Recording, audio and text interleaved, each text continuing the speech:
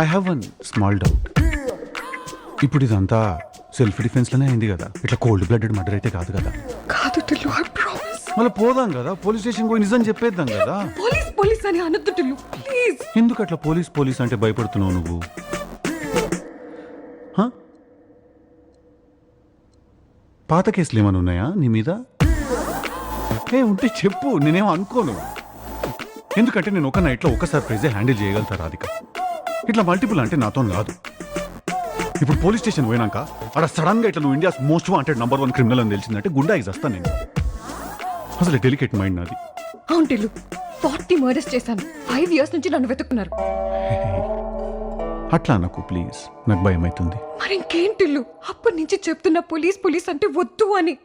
మళ్ళీ పెద్ద విషయం అవుతుంది, ఇద్దరు ఇరుక్కుంటాం. నీకు అర్థం కాదు. అప్పటి నుంచి నువ్వు పోలీస్ పోలీస్ అని వన్ మినిట్ ఒక 1 step బ్యాక్ వద్దాం మనము.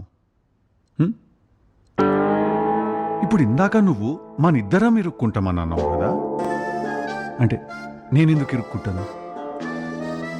నాకేం సంబంధం?